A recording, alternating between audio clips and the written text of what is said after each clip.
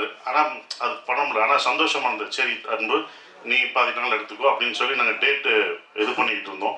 ஒரு விஷயம் தான் சொல்லணும், அவர் படம் ரிலீஸ் ஆகலை, ஆனால் இத்தனை பேர் இருக்கோம் பார்த்தீங்களா, இதுதான் உங்களோட வெற்றி. படம் வர்றதுக்கு முன்னாடி ஒரு வெற்றி வந்து எந்த நடிகர்களோட ஒரு படம் வந்து அடுத்த படம் தான் வரும்.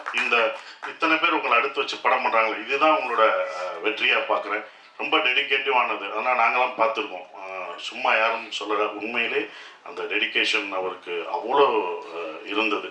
ஏன்னா விஜயகாந்த் சாரை பார்த்தா எங்களுக்குலாம் இன்ஸ்பிரேஷன். நாங்களாம் அவரோட ஒர்க் பண்ணல, அவரோட பயணிக்கிற எங்களுக்கெல்லாம் இல்லை. ஆனால் அவர் கேள்விப்பட்டிருக்கோம். நாங்கள் வந்து டைரக்ஷன் ஆகும்போது, நான் கம்பெனி ப்ரொடக்ஷன் ஆரம்பிக்கும் போது எல்லாம் அவங்க சொல்லும்போது, விஜயகாந்த் சார் ஆஃபீஸ்க்கு போனால் எப்போ வேணாலும் சாப்பாடு கிடைக்கும், எப்போ வேணாலும் எல்லாருக்கும் ஒரே மாதிரி சாப்பாடு தான் கிடைக்கும் அப்படின்னாங்க.